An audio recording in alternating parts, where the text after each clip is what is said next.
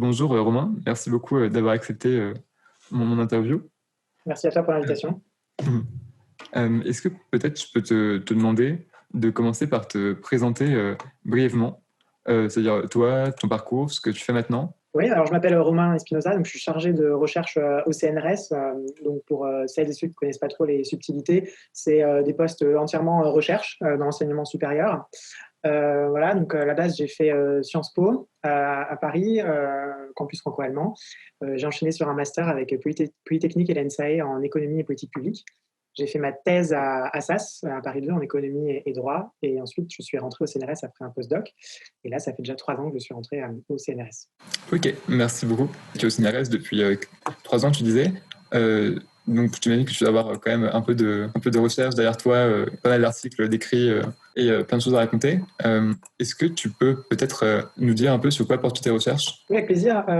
Donc, au niveau de ma thèse, j'ai travaillé à la base en économie et droit. Donc, c'est un champ disciplinaire assez peu connu, mais l'idée, c'est de comprendre comment les règles juridiques peuvent impacter les décisions des individus, ou bien comment les acteurs du droit, comment on peut lire leurs décisions avec une analyse économique.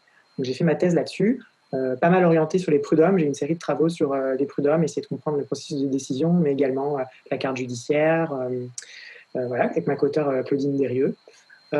Ensuite, j'ai une autre branche, donc je suis spécialisée aussi en économie qu'on appelle comportementale et expérimentale.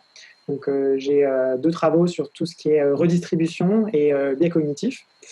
Et enfin, donc depuis que je suis entré au CNRS, j'ai développé un nouvel axe de recherche sur l'alimentation végétale et la condition animale, qui maintenant est mon sujet premier en fait d'études. Je continue un peu les autres thèmes, mais plutôt en mineur. En majeur, je suis vraiment là-dessus, donc ça fait quelques années. Donc voilà, donc je mets soit des articles plutôt de réflexion sur le sujet, soit des articles appliqués, donc économétrie appliquée sur le sujet, ou bien économie expérimentale. Donc essayer de comprendre quels sont un peu les freins à la transition alimentaire, comment faciliter la transition alimentaire, quelles sont les préférences de la population pour l'alimentation, mais aussi pour la condition animale, etc. Ok, merci beaucoup. Donc, tu parlais de redistribution et de biais cognitifs. Peut-être le reste me semble peut-être assez clair et facile à comprendre. Mais du coup, qu'est-ce que tu entends exactement par du coup des études sur la distribution et sur les biais cognitifs? En quoi ça consiste et qu'est-ce qu'on essaie de trouver quand on fait des recherches dans ce champ-là? Alors, il y a beaucoup de travaux en économie qui sont intéressés à la question de la redistribution des richesses dans la société. Bon, il y a des études un peu plus positives, juste comprendre en fait quelles sont les préférences de la population.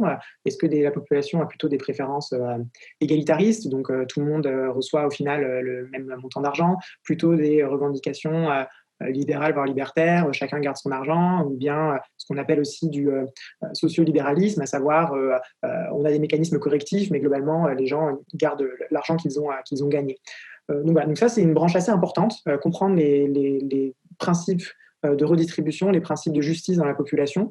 Il y a aussi une littérature qui s'intéresse à l'agrégation de ces préférences, quand les gens ont des préférences différentes dans la société. C'est un enjeu majeur en économie. En fait, derrière ça, c'est la question de la taxation. Et donc moi, je me suis intéressé plus particulièrement aux biais cognitifs qui peuvent être liés à ça. Donc dans nos processus de décision, on peut être plus ou moins biaisé, par exemple, envers nous-mêmes. Moi, c'est ce qui m'intéressait, ce qu'on appelle les biais d'autocomplaisance. Et il y a un travail, par exemple, très connu en économie sur le biais d'autocomplaisance de Babchuk et Levenstein, qui s'intéresse en fait dans les décision de justice, enfin quand vous avez, imaginons que vous avez un accident et que vous allez demander de l'argent à l'autre partie pour compenser votre accident, et ben quand on va vous demander ce que vous considérez comme juste, et ben vous allez avoir une déformation, à savoir considérer que quand vous avez des intérêts en jeu, votre vision de ce qui est juste va changer. Vous allez avoir des principes de justice qui vous favorisent. Donc c'est ce qu'on appelle le biais d'autocomplaisance. Donc ça m'a beaucoup intéressé sur la question de la redistribution, même de manière générale. Voilà, on entend souvent des discours, quand on parle de taxation, qui sont fondés fortement sur l'expérience personnelle, soit moi j'ai pas eu de chance dans la vie, je suis pas né dans les beaux quartiers, c'est important qu'il y ait des mécanismes correctifs, ou bien le contraire, des individus qui disent moi j'ai travaillé, j'ai mérité mon argent, donc j'ai pas envie qu'on vienne me taxer. Et donc l'idée est de comprendre qu'est-ce qui relève du principe de justice, je ne vais pas dire objectif parce que c'est forcément lié à un individu, mais des principes de justice non biaisés et des principes de justice quand on tire un peu la couverture vers soi, moralement, pour se favoriser. Et du coup, globalement, qu'est-ce que les gens préfèrent au niveau agrégé, par exemple? Très bonne question. Alors généralement, dans l'absolu, tout le monde s'accorde pour dire que s'il n'y a que l'effort qui peut déterminer ton revenu dans la société, si c'est purement dû à ton effort individuel, dans ce cas-là, il faut se laisser ton argent. En revanche, dès qu'il y a du hasard qui arrive, okay, donc là, il faut corriger. Donc, je ne sais pas, tu tombes malade, maladie longue durée, etc. Là, il faudrait que la société compense. Donc, ça, c'est des principes de justice qui sont assez forts. C'est ce qu'on appelle, Conan va appeler ça le principe de responsabilité. Ce qui est dû à ton action, tu dois récupérer les fruits, et ce qui n'est pas dû à toi, il faudrait que la société corrige. Où c'est plus difficile, c'est qu'en fait, dans la vie, les choses ne sont pas aussi claires, et on ne sait jamais vraiment totalement ce qui est dû à l'effort, ce qui est dû à la chance, bonne ou mauvaise chance. Donc oui, par exemple, jouer au loto, ça on comprend, c'est de la chance. Mais quand vous avez quelqu'un qui crée sa start-up et qui la revend des milliards, est-ce qu'il a eu de la chance? Est-ce qu'il a eu de l'effort? Oui, en fait, s'il n'avait pas fait ses efforts, il n'aurait jamais eu tout cet argent. Mais peut-être que s'il n'avait pas eu certains facteurs chance, il n'aurait jamais eu non plus tout cet argent. Et donc, dès qu'on rentre en fait dans des questions concrètes où c'est difficile de déterminer la causalité, vraiment, et la part causale, et ben en fait, on retourne dans des débats passionnés en disant est-ce que c'est l'effort ou pas? Et du coup, chacun tire un peu la couverture à soi en fonction de ses propres expériences. J'ai dit, les travaux précédents montraient que quand je suis concerné, je tire la couverture vers moi, mais nous, ce qui nous a intéressé, c'est même quand je décide pour autrui. Donc, quand moi, je ne suis pas concerné, est-ce que mon expérience personnelle à moi, elle va influencer cette vision de la justice? Et nous, on trouve que oui. Donc, si vous avez réussi, vous avez tendance à penser que c'est dû à vos efforts, donc vous avez tendance à être pour moins de redistribution, et même quand vous décidez pour autrui, vous allez favoriser ceux qui ont plus réussi. Donc ça, c'était assez novateur. Voilà, c'était un de mes travaux de thèse qui a bien fonctionné, et c'était pour moi une très belle découverte, et je pense qu'il m'a motivé pour rester dans le monde académique. Ok, ouais, c'est assez intéressant du coup, quand ils ont du coup projettent de par l'expérience ce qu'il faudrait faire et en gros à quel point les autres méritent ou non redistribuer l'argent, c'est ça? C'est ça, parce qu'en fait, pour que les gens soient un peu cohérents d'un point de vue moral, ils vont appliquer à autrui les mêmes principes en fait que si eux étaient dans la situation. Et donc, voilà, comme eux, ils déforment les principes de justice en leur faveur, et ben, quelqu'un qui est dans la même position qu'eux dans une situation externe, ils ont tendance à agir de la même manière. Et du coup, j'imagine, peut-être que je me trompe, que les gens qui soit en plus étudié, soit croient plus à la puissance des déterminismes sociaux ou génétiques, ou pas des déterminismes en général, vont être plutôt redistributifs par rapport aux gens qui ont plus une croyance vers le libre arbitre ou la capacité à chacun de vivre son destin, etc. Bien sûr, parce qu'en fait, on retombe dans la discussion, le libre arbitre, ça va déterminer en fait l'effort, tandis que le déterminisme social, ça va être le manque de chance. Je ne suis pas né dans le bon quartier, je ne suis pas né dans la bonne famille, etc. Donc, on retombe effectivement dans ce schéma-là. Du coup, est-ce que on peut dire qu'une manière de favoriser la redistribution des ressources, ce serait de plus éduquer et sensibiliser sur les biais sociaux ou même les déterminismes sociaux ou biologiques qui peuvent exister dans la société? Ou est-ce qu'il n'y a pas d'impact direct entre sensibiliser les gens là-dessus si eux-mêmes n'y sont pas déjà sensibles de par leur situation personnelle? Je ne sais pas si tu vois où j'en viens un peu. Je vois, en fait, c'est un peu, je trouve ma intuition, c'est ce qu'on a testé un peu dans un deuxième papier, où on s'est dit, est-ce qu'on peut réussir à débiaiser les gens? C'est-à-dire même, nous, on est en labo, etc. Donc, nous, en labo, on a créé artificiellement des riches, créé artificiellement des pauvres. On a des contraintes un peu particulières en économie. Comment tu crées artificiellement des riches et des pauvres? Oui, alors c'est un peu la difficulté. C'est-à-dire qu'en psychologie, la psychologie, c'est un peu plus facile que nous. En psychologie, ils peuvent mentir, donc c'est facile. Imaginons en psychologie, je te donne un test à remplir, et puis à la fin, je dis ceux qui ont les 50% qui réussissent le mieux vont gagner 10 euros, et les 50% qui réussissent le moins bien vont toucher 0 euros. Et ensuite, je vais demander à ceux qui ont gagné 10 euros s'ils veulent redistribuer à ceux qui ont gagné 0 euros. En fait, en psychologie, c'est assez facile parce qu'on prend la moitié des tests, on va leur mentir, on va leur dire vous avez mieux réussi que les autres. Et les 50% qui restent, on va leur dire vous avez moins bien réussi. Donc on a créé artificiellement des riches et des pauvres. En le faisant aléatoirement, on a créé deux groupes qui sont identiques. D'accord. Ce qu'on ne veut pas, c'est vraiment noter les tests et avoir les 50% meilleurs versus les 50% moins bons, parce que là, il y a un effet de sélection. Ceux qui effectivement ont les 10 euros sont ceux qui ont fourni le plus d'efforts. Donc nous, ce qu'on fait en labo, on ne peut pas mentir, donc on fait faire une tâche un peu abrutissante aux participants, qui est longue, fastidieuse, etc. Mais on leur dit il y a deux types de tâches, une facile et une difficile, mais ils ne savent pas quelle tâche ils ont. Et à la fin, on leur dit en fait, vous faites partie de 50% meilleurs ou de 50% moins bons. Voici votre argent. Et en fait, ce qu'ils ne se rendent pas compte, eux, c'est que nous, la difficulté entre les tâches, elle est telle qu'en fait, quelqu'un qui a reçu une tâche difficile, il ne peut pas finir parmi les meilleurs. Voilà. Donc, on leur a pas menti, ils savent pas tout, etc. Et donc, si vous voulez, ça, c'est un peu comme quand tu nais dans la vie, tu es dans une famille pauvre, une famille riche, tu pars pas avec les mêmes atouts, mais tu te rends pas compte en fait vraiment de la différence de difficulté. Okay, il y en a un c'est easy, l'autre c'est hard, mais tu te rends pas compte du niveau de difficulté. Tu vois juste ex post le résultat, lui a mieux réussi que l'autre. Et en fait, donc nous à partir de ça, ensuite on demandait comment vous voulez pour 2 autres personnes, comment vous voulez redistribuer l'argent entre les deux. Donc ça, c'était le premier papier. Donc je t'ai expliqué, on observe qu'il y a un biais d'autocomplaisance. Les personnes à qui on dit qu'elles ont mieux réussi ont tendance à moins redistribuer. Et dans le deuxième papier, on s'est dit, bon, imaginons qu'on leur dise, ex post, en fait, attention, avant de redistribuer, les dés étaient pipés d'avance. Quand vous aviez la tâche facile, vous réussissiez toujours mieux que ceux qui avaient la tâche difficile. Donc en fait, c'est purement dû au hasard. Et donc on a essayé de dire ça ex post et on a essayé de dire ça aussi en amont. Avant qu'ils jouent à la tâche, attention, il va y avoir 2 tâches, mais personne qui a eu la tâche facile a fait moins bien que quelqu'un qui a eu la tâche difficile. Voilà, donc en gros, on leur dit en amont, dit autrement, tout est dû au hasard. Et on regarde ce qui se passe. Et en fait, si on leur dit après qu'ils aient déjà fait la tâche et qu'ils savent dans quel groupe ils appartiennent, en fait, ça a très peu d'impact. Ça ne change pas beaucoup leurs croyances. Et donc, quand on le dit en amont, ça fonctionne. Donc, on arrive à éviter qu'un biais se crée, mais une fois que le biais est là, on n'arrive pas à l'enlever, en fait. Et ça, donc notre conclusion est assez pessimiste, finalement, d'un point de vue un peu de politique publique, parce que même dans le cas extrême où on leur dit que tout est dû au hasard, on n'arrive pas à résorber ce biais d'autocomplaisance une fois qu'il existe. Dans la vie réelle, la question que tu posais, c'était celle de l'éducation. Ce qu'on peut avoir dans la vie réelle, c'est les tables de mobilité. Voilà. A priori, dans un monde très fluide, où c'est dû à l'effort, la probabilité que j'appartienne à la catégorie sociale supérieure devrait être indépendante d'où je viens, en fait. Il y a les tables de mobilité, on sait que ça c'est faux, mais en fait, si on présente ça aujourd'hui, c'est comme dans notre histoire à nous, quand on leur dit ex post, tout était dû au hasard, en fait, ça ne fonctionne pas. Donc les gens corrigent très peu leurs croyances, corrigent très peu leurs biais.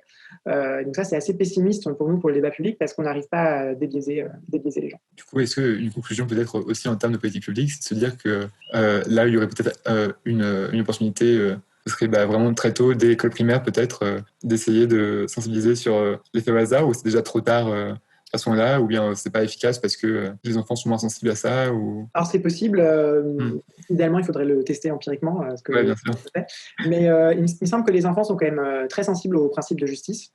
Voilà, donc c'est aussi quelque chose qui est, il me semble, acquis d'accepter plus les inégalités. Mais bon, donc après il y a l'école aussi, après il y a le milieu familial, etc. Et c'est aussi un sujet complexe parce que sur la définition même du biais d'autocomplaisance. C'est-à-dire que le biais d'autocomplaisance, c'est quand il y a des résultats positifs liés à mes actions, j'ai tendance à m'en attribuer les mérites. D'accord ? Donc c'est quelque chose réussi, je pense que c'est dû à mes efforts. Okay. Et quand quelque chose échoue, j'ai tendance au contraire à blâmer le manque de chance. Ça, c'est le biais d'autocomplaisance. Mais en fait, qu'est-ce qui se passe sur un individu qui est l'inverse de ça ? C'est-à-dire un individu qui, quand il réussit, il a tendance à dire c'est pas grâce à moi, j'ai juste eu de la chance. Et quand il échoue, il a tendance à se blâmer systématiquement. En fait, ça correspond plutôt à la dépression. C'est jamais dû à moi, dès que je fais quelque chose de bien. Et au contraire, c'est moi qui fais que rien ne fonctionne quand j'ai des choses mauvaises dans ma vie. Voilà, c'est très débattu. Ce biais d'autocomplaisance, c'est aussi un mécanisme de protection cognitif. Est-ce qu'il faut aller contre ? Je ne sais pas. Voilà, peut-être il faut en être conscient. Mais tout l'objectif, que ce soit pour la société ou pour soi-même, c'est réussir à être honnête en fait, en disant il y a une partie de chance, une partie d'effort. Mais c'est vrai que c'est compliqué de savoir qu'est-ce qui est dû à quoi. C'est hyper intéressant, peut-être qu'on en reparlera un peu tout à l'heure. Du coup, là, on a déjà un peu digressé. Ce qu'il y a, c'est que moi, j'aurais vraiment pensé qu'intuitivement, ce genre de travaux étaient vraiment plutôt menés par des psychologues ou des psychiatres, ou enfin, en tout cas des gens dans le champ de la psychologie. Je ne sais pas après quel spécialiste. Et du coup, je trouve ça curieux et à la fois intéressant qu'il y ait des économistes qui s'y intéressent aussi. D'ailleurs, ça me demander, on digresse encore un peu plus, mais en gros, c'est quoi l'apport d'un économiste sur ces questions-là par rapport à ce que peut proposer un psychologue ou quelqu'un qui est en psychologie, qui fait de la recherche en psychologie en général? Alors, c'est une bonne question. S'il y a des chercheurs en psychologie qui écoutent, j'espère qu'ils me taperont pas dessus pour la réponse que je vais donner. On a en fait des différences méthodologiques assez fortes encore avec la psychologie. Donc honnêtement, pour rendre à César ce qui appartient à César, la psychologie a été très en avance sur l'économie, sur tout ce qui est études comportementales, de fait. Ces études comportementales sont arrivées en économie par le biais de psychologues, entre autres. Donc Kahneman et Tversky, par exemple, qui ont développé la prospect theory en économie, prix Nobel, etc. Ils ont, donc c'était des psychologues qui sont arrivés en économie avec ce bagage-là. Donc il y a eu une grande influence des psychologues. Nous, on s'intéresse à des choses un peu différentes, c'est-à-dire qu'en psychologie, on s'intéresse à ce qu'on appelle les attitudes, tandis que nous, on s'intéresse aux décisions. Donc, en psychologie, par exemple, je demanderais est-ce que vous pensez que c'est juste de redistribuer 15% du revenu du participant A au participant B? Je ne le ferai pas forcément, mais je demanderais ça. En économie, non. On va vraiment le faire. On va s'intéresser à la décision. Donc, plutôt que les attitudes, on s'intéresse aux décisions. Et nous, il faut que ce soit des décisions avec des conséquences concrètes parce que sinon, il y a un peu un biais dans tout ce qui est hypothétique. Ça nous arrive de faire des études hypothétiques quand on ne peut pas faire autrement. Mais c'est vrai qu'on a tendance à préférer les décisions réelles. Et c'est ce qu'on appelle la différence entre les préférences déclarées, plutôt en psychologie, et les préférences révélées en économie. Donc, c'est j'observe ta décision. À partir de ta décision, j'en déduis tes préférences. C'est très débattu. Il y a plusieurs raisons pour lesquelles peut-être les préférences révélées, ça ne fonctionne pas aussi, mais c'est un peu notre outil. Du coup, il y a plusieurs choses qui en découlent. Nous, typiquement en économie, on va rémunérer les sujets à la performance, ou du moins en fonction de leurs décisions dans le laboratoire, alors qu'en psychologie, ils vont souvent avoir un montant fixe de participation. Et une différence aussi principale de protocole, c'est qu'en économie, il est interdit de mentir au sujet de bout en bout en économie expérimentale, ce qui n'est pas le cas en psychologie. Ça facilite beaucoup les travaux en psychologie, mais en économie, on considère qu'en fait, il y a des effets de réputation à long terme. Donc, voilà, si on se met à mentir une fois à des participants, le participant ne croira plus pour les prochaines expériences, ou bien il va en parler à d'autres amis qui ne croiront plus, etc. Voilà. Donc, il y a plusieurs dimensions, mais si je dois en retenir deux, c'est économie, c'est sur les décisions et pas les attitudes. En économie, on paie à la performance, et en économie, on ne ment pas. Ok. Et une dernière digression et après j'arrête. Et du coup, pourquoi les économistes ont peur du biais réputationnel ou du risque réputationnel alors que les psychologues n'ont pas peur que ça influe les résultats? Je ne sais pas pourquoi eux ne le font pas. Peut-être parfois il y a des petits mensonges, les participants ne s'en rendent pas compte. Je lisais par exemple récemment une étude en psychologie s'intéressait à l'impact de méthodes modérées ou de méthodes radicales dans le militantisme et comment ces méthodes en fait impactent la perception par la population, la proximité avec le message défendu. Donc eux, c'est assez simple, ils prenaient un article de journal local où il y avait, je crois que c'était un groupe de militants antispécistes qui avait manifesté devant un laboratoire, méthode modérée, et puis en fait, ils avaient juste changé l'article, et puis ils avaient dit qu'ils étaient entrés dans le laboratoire et libéré les animaux. Donc ça, c'était plutôt méthode radicale. Donc, on voit que là, ça facilite grandement la vie, parce que tout le reste de l'article est le même, mais la seule chose qui change, c'est la chose qui les intéresse eux. C'est un petit mensonge, je ne pense pas qu'ils vont en parler aux participants, c'est des expériences qui sont faites en ligne, les participants ne vont sûrement pas les recroiser facilement, etc. Nous, en économie, quand on ne peut pas faire ça, c'est plus compliqué. Donc typiquement, avec Nicolas Trèche, quand on a travaillé sur l'impact des discours abolitionnistes ou welfaristes, on voulait le même texte, mais on voulait qu'il y ait une connotation, le même contenu, mais une connotation welfariste, l'autre une connotation abolitionniste. Donc ce qu'on a dû faire, c'est écrire les textes, demander à des ONG si elles étaient prêtes à les publier en leur nom propre, avec le petit passage qui nous intéressait, qui changeait, et à la fin, on a pu dire aux participants, voilà, ça a été publié par une ONG, le même texte avec le petit truc qui changeait, et à chaque fois, ça avait effectivement été publié. Donc ça demande des détours un petit peu plus grands, mais en tant qu'économiste, je suis plutôt convaincu de cet effet de réputation. Ok, merci pour tes réponses. Et du coup, une question peut-être un peu bateau, mais juste tout simplement, pourquoi tu t'intéresses à ces sujets? Qu'est-ce qui t'a amené à t'y intéresser? Et une question peut-être un peu alternative, mais qui amène peut-être le même type de réponse, qui est pourquoi tu penses qu'il est important de s'intéresser à ces sujets-là? Alors, effectivement, donc sur trois axes de recherche, j'ai parlé. Bon, au début, j'ai bossé sur les prud'hommes. Je pense que c'est important parce qu'en fait, c'est un élément clé dans la question du marché du travail en France, que ça concerne beaucoup de personnes, que les prud'hommes, la résolution de litiges, en fait, des contrats de travail, c'est important, je pense, pour fluidifier le marché de l'emploi. C'est entre autres ce qu'on montre dans un article avec Claudine Derieux et Marc Ferracci. Quand il y a eu la réforme de la carte judiciaire, on a supprimé quelques conseils de prud'hommes, et ce qui s'est passé, c'est que dans ces zones-là, le marché de l'emploi, en fait, c'est vraiment congelé, c'est-à-dire qu'il y avait beaucoup moins de licenciements, beaucoup moins d'embauches, etc. Et ça, on a tendance à dire que c'est plutôt le marché de travail est moins fluide, donc à terme, il y a une perte aussi d'efficacité. Et il y a quand même une grosse dimension justice sociale dedans, quand les gens perdent leur emploi, etc. Et sur les prud'hommes, il y a aussi des problèmes de délai, les décisions sont très longues, etc. Donc, notre objectif, voilà, c'était quand même de répondre à des aspirations assez fortes de nos concitoyens sur la justice prud'homale. Sur les biais de redistribution, pourquoi je me suis intéressé à ça et pourquoi je pense que c'est important? C'est important, je pense, pour essayer aussi de trouver un consensus dans la société. Je pense que, typiquement sur ce sujet-là, c'est arrivé un peu dans une conversation qu'on avait régulièrement avec des collègues le midi. Puis un jour, on parlait du chômage. Pour caricaturer un peu, il y avait un groupe qui disait oui, il faut diminuer les allocations chômage pour qu'il y ait plus d'incitations à retrouver un emploi, et voilà, il faut que les chômeurs fassent plus d'efforts. Et les autres disaient c'est pas de leur faute, ils sont au chômage, déjà qu'ils subissent ça, il faut les aider. Et en fait, je me suis rendu compte fondamentalement qu'il y avait une grande partie qui qui étaient des visions différentes de ce qu'est le chômage, en fait. Et en fonction de notre propre expérience, on a souvent quelqu'un qui dit oui, moi je connais quelqu'un qui, ou moi j'ai été au chômage. Voilà. Et donc à partir de l'expérience professionnelle, on est très affecté par ça. Et je me suis aperçu qu'on avait du mal en fait à avoir des consensus, alors que pourtant on parle des mêmes situations. Mais effectivement, on a des expériences différentes, etc. Et donc un de nos objectifs, c'était de favoriser le consensus, parce que ce biais d'autocomplaisance, ça a tendance à polariser les gens entre les personnes qui réussissent et ceux qui ne réussissent pas. Et je pense que c'est important d'avoir du consensus dans les décisions publiques, surtout en termes de redistribution pour les moins favorisés. Surtout que j'ai peut-être une idée, mais c'est peut-être un peu plus dangereux ce biais-là que du coup les gens qui réussissent et donc qui vont avoir un biais d'autocomplaisance assez fort sont les mêmes gens qui vont prendre les décisions après. Tout à fait. Du coup, c'est vrai que tous les gens qui vont prendre les décisions vont être très fortement influencés par ce biais-là en pensant que c'est grâce à eux, etc. Et donc qui vont avoir une vision de la société qu'ils aimeront baser sur leur propre réussite et qu'ils aimeraient tendre vers une société du coup qui récompense plus l'effort et que. Tout à fait. Ouais. En fait, je précise juste que le biais d'autocomplaisance, on ne peut pas dire, si tu veux, si c'est les personnes qui réussissent plus, qui s'octroient trop les efforts, ou si c'est les personnes qui réussissent mal et qui ont tendance à davantage rejeter. Je pense qu'il y a un peu des deux. Comme je t'ai dit, c'est un mécanisme cognitif de protection aussi. Mais tu as raison, en fait, si on va dans cette ligne-là, les personnes qui décident, comme les députés, comme le gouvernement, c'est des personnes qui ont quoi ? Ils ont eu plusieurs élections, ils ont réussi des élections, donc ils ont tendance à croire qu'ils ont réussi dans leur vie grâce à leurs efforts, et c'est eux qui décident finalement des décisions publiques. Donc c'est possible qu'il y ait aussi un biais au niveau des politiques publiques là-dessus. Mais je pense que vraiment, ce que nous a montré un peu le mouvement des Gilets jaunes, c'est qu'il y a des aspirations qui sont très fortes en termes de redistribution et qui sont très polarisées. C'est-à-dire que typiquement, je pense que ça s'est cristallisé autour de l'ISF, en fait.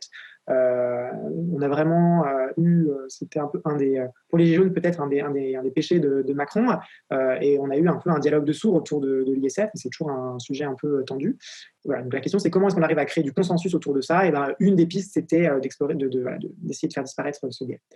Et le troisième axe de recherche, qui est mon axe principal maintenant, sur la condition animale et l'alimentation végétale, en fait, c'est très rare où on a un sujet de recherche où les choses sont très tranchées. Et quand j'ai vraiment commencé à lire les articles scientifiques sur la question de l'alimentation végétale, les bras m'en sont un peu tombés. J'ai dit, mais comment ça se fait, avec toutes ces preuves scientifiques, qu'on continue à massivement manger mais aussi la viande, mais soutenir autant de production de protéines animales. Des preuves scientifiques par rapport à l'impact sur l'environnement Environnement, santé, et aussi, avec tout ce qu'on sait maintenant sur la sentience sur les animaux, etc. Oui. Donc vraiment, pour moi, c'est les trois piliers. Et les enjeux sont vraiment gigantesques. Du coup, ça m'a, pour l'environnement, typiquement, sur Twitter, j'en parle pour NMSEC qui disent qu'en 2019, on pourrait réduire de 28% les émissions de gaz à effet de serre au niveau mondial. Enfin, ça, c'est monstrueux. Il n'y a aucune autre mesure qui diminuerait de 28%. Enfin, quand on regarde ce chiffre-là, on se dit, a priori, c'est trop beau pour être vrai. Et là, en plus, tu prends en compte tout ce qui va être coût d'opportunité carbone. Il y a moitié émissions directes et moitié coût d'opportunité, à peu près. Ça a aussi la déforestation, enfin, plein de choses. En termes de santé, il y a le rapport Lancet 2019 qui dit que l'alimentation, c'est un enjeu plus fort que drogue, alcool, tabac et tout ce qui est sexualité non protégée réunie. Voilà, en nombre de morts qui pourraient être évités, etc. Donc c'est vraiment très fort. L'article cet été dans le BMJ de Springman et ses co-auteurs, c'est l'alimentation végétalienne, c'est moins 17% de mortalité. Voilà, quand on connaît aussi la réalité de ce qui se passe dans les élevages intensifs, en termes de conditions animales, tout ça. Donc en fait, aussi en lisant tout ça, en me renseignant, je me suis dit, mais c'est pas possible, il y a un décalage tel entre le débat public et la production scientifique. En fait, c'est le nom de mon premier article sur le sujet, qui s'appelle L'éléphant dans la pièce. Et parce qu'en fait, donc ça vient en anglais, The Elephant in the Room, quand il y a quelque chose qui est évident, qui est devant tout le monde, mais qu'on ne regarde pas. Et mon idée, c'était d'écrire aux économistes, c'est de leur dire, mais regardez, en fait, ce sujet, il est monstrueux, et quand on a un esprit critique, d'habitude, on veut éviter les solutions. On est toujours très sceptique envers les solutions miracles. Parce que s'il y avait une solution miracle, on l'aurait déjà adoptée. Ouais. Et en fait, sur la question de l'alimentation végétale, je ne sais pas si la solution miracle, c'est d'être demain tous végétaliens, peut-être pas, mais en tout cas, la solution miracle, c'est qu'on diminue tous au moins, je sais pas, de 75% notre consommation de viande. Et déjà ça, en fait, ce qui m'intéresse, c'est ce consensus-là. Mon travail ne cherche pas à dire qu'il faut arrêter la consommation de viande demain, mais de dire, en fait, on a toutes les preuves comme quoi réduire drastiquement, c'est utile pour tout le monde. Et donc allons-y. Donc c'était un peu le jeu de mots avec mon premier article. Du coup, d'une part, pourquoi tu penses que malgré toutes les preuves qu'on a assemblées, toutes les études qui convergent, il y a encore une sorte de décalage entre la recherche et le consensus, on va dire, y compris chez les économistes, tu as l'air de dire. C'est complexe, je pense, c'est multifacteur. Voilà, il y a des facteurs individuels, réception d'informations, que beaucoup ont discuté comme la dissonance cognitive, par exemple, mais de manière générale, c'est un peu de la résistance à l'information, ça existe. Voilà, personne n'a envie d'avoir des informations qui contredisent son mode de vie, donc ça peut expliquer. Mais je pense que ça peut jouer, mais le gros principal, en fait, en France, aujourd'hui, c'est les lobbies. Les lobbies agroalimentaires, donc de l'élevage, ont vraiment un poids énorme à tous les niveaux. Donc on les voit très présents sur les réseaux sociaux, très agressifs. On les voit aussi très forts dans les ministères. Voilà, quand le ministre de l'Agriculture de Normandie, une des premières rencontres qu'il fait, c'est la FNSEA. Voilà, quand on avait vu avec l'affaire Sauval plus tôt dans l'année que le cabinet du ministre Didier Guillaume demandait quasiment des éléments de langage suite à des scandales. Affaire Sauval, tu peux rappeler du coup? C'était dans un abattoir où en fait il y avait des vidéos sorties par L214 qui montraient qu'ils ne respectaient pas du tout les conditions d'abattage et qu'en fait le cabinet du ministre au début a un peu nié les faits en disant soit que c'était un montage, soit que c'était tiré de son contexte. Et en fait, il y a eu une fuite de mails dans laquelle on voit en fait, son propre cabinet s'était rendu compte qu'il y avait plusieurs violations manifestes des conditions d'abattage et en plus qu'ils allaient chercher des éléments de langage auprès des lobbyistes pour répondre dans le débat public. Donc, moi, je trouve ça en fait très, très, très inquiétant, hein, cette proximité. Je comprends tout à fait, bien sûr, que les ministres consultent et en fait, la FNSEA est le premier syndicat, donc c'est important qu'ils le consultent. Ce que je reproche, c'est qu'ils consultent souvent qu'un côté ou bien d'un côté totalement disproportionné. Et je pense qu'il faut aussi, dans le débat public, faire la différence entre des lobbies d'intérêt privé, donc comme la FNSEA, comme l'Institut de l'élevage, etc., et ce qu'on appelle lobby, mais d'intérêt public. Donc il y a des ONG comme Greenpeace, etc., et aussi ceux qui font de la recherche, en fait. Et moi, je me rappelle, et c'est un vrai aveu de faiblesse, je crois que j'en ai jamais parlé publiquement, c'était l'année dernière à la journée de rentrée pour l'ANR, donc l'Agence nationale pour la recherche, où je suis allé, c'était une journée de rentrée pour les lauréats de projets de recherche, où j'avais présenté mon projet de recherche qui avait été retenu. Frédérique Vidal était là pour intervenir, elle propose des questions, et je lui demande, c'était juste après, je crois, le salon de l'agriculture, et je lui demande, voilà, madame, il y avait, je crois, Elisabeth Borne qui avait été au salon de l'agriculture et qui était allée sur un atelier encore sur l'élevage de vaches et les prairies comme captation carbone. Voilà. On sait tous aujourd'hui que c'est une vaste blague, en fait, que ça... Bon, je suis d'accord, heureusement qu'il y a eu de la recherche là-dessus, mais je veux dire, les prairies ne compensent pas du tout les émissions de méthane. Et voilà, c'était vendu comme solution pour le réchauffement climatique. Et je dis, mais comment c'est possible que le ministre de la Transition écologique aille là, qu'elle ne rencontre pas des chercheurs et qu'elle aille à ce type d'atelier, mais voilà. En environnement, mais en nutrition aussi, c'est quand même fou qu'on donne autant d'importance à ces lobbies-là. Et Frédérique Vidal me répond, vous savez, réduire la consommation de viande, c'est impopulaire, c'est aux chercheurs d'aller convaincre la société. Quand la société sera convaincue, on le mettra en place. Et là, j'ai réalisé qu'en fait, les recommandations alimentaires n'étaient pas tant faites pour la santé humaine. Voilà, ce qui l'intéresse, c'était aller convaincre la population et nous, on le fera. Et j'ai vu ça comme un aveu de faiblesse qui est qu'on dépense des centaines de millions d'euros pour la recherche publique en France, et quand en fait les chercheurs interpellent, quand on voit le résultat de ces recherches, ce n'est pas appliqué. Ce n'est pas appliqué parce qu'en face, il y a des intérêts économiques qui ont leurs entrées. Et ça, vraiment, c'est déprimant. En plus, ce qui est d'autant plus ahurissant, c'est que du coup, si vraiment on a la population que manger moins de viande, c'est mieux pour la santé à bien des égards, bon, en termes de santé publique, il y aurait beaucoup moins, donc, il y aurait beaucoup moins de problèmes de santé, et donc il y aurait aussi beaucoup moins de coûts associés à la prise en charge des problèmes de santé liés à la consommation de viande. Même sur le long terme, il y aurait un intérêt économique presque à diminuer pour le gouvernement. C'est une bonne remarque, mais en fait, où le problème se situe, c'est que les maladies en fait liées à la consommation de viande rouge principalement, c'est les cancers colorectaux, c'est tout ce qui est maladie cardiaque, c'est du diabète, et ça, en fait, c'est des maladies qui apparaissent sur le long terme. Et sur le long terme, ce ne sera plus les personnes qui ont mis en place les politiques qui seront là pour en bénéficier des fruits. C'est un peu cynique, voilà, mais c'est vrai. Mais je pense que c'est des modèles un peu de politique à l'économie chez nous. Je crois que les économistes étaient très cyniques quand j'étais étudiant, que j'étudiais ces modèles-là. En fait, hélas, je me suis aperçu qu'ils étaient peut-être trop dans le vrai. Voilà, je pense que si demain le même gouvernement, en un an, avait les fruits des réformes qui passent, là, il le passerait. Le problème de la consommation de viande, mais c'est le même problème avec l'environnement. Hein. L'environnement, c'est un sujet de long terme, voilà, et que peut-être que les dirigeants actuels, ils verront pas les bénéfices. Donc, à quoi bon être apprécié dans 35 ans? On aura peut-être même du mal à dire que c'est grâce à votre réforme, alors que vous, ce qui vous intéresse, c'est votre réélection dans 2 ans. Et moi, j'avais un peu naïvement, avant tout ça, je pensais que les politiques allaient écouter les scientifiques qui paient. En plus, je ne parle pas de moi, hein, ce n'est pas mes études que je montre, hein, c'est des études dans les meilleures revues mondiales, etc. Et non, et c'est assez triste en fait. Ok, ouais, c'est un peu déprimant.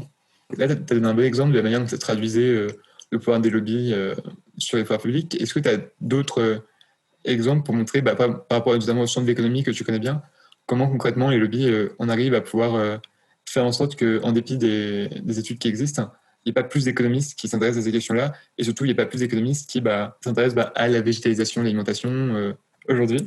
Chez les économistes, tu disais que ça ne faisait pas du tout consensus, le fait qu'il fallait privilégier une alimentation végétale, etc. Et donc, du coup, on est quand même chez des gens qui, a priori, sont capables de faire des recherches par eux-mêmes, qui ont une curiosité, accès à des ressources scientifiques facilement, etc. Comment les lobbies font pour ce public-là faire en sorte qu'eux ne soient pas plus en faveur de l'alimentation végétale et ne fassent pas plus pour ça? Alors, je ne sais pas totalement. Le lobby, j'en ai parlé pour la décision publique, qui je pense effectivement, voilà, je ne veux pas.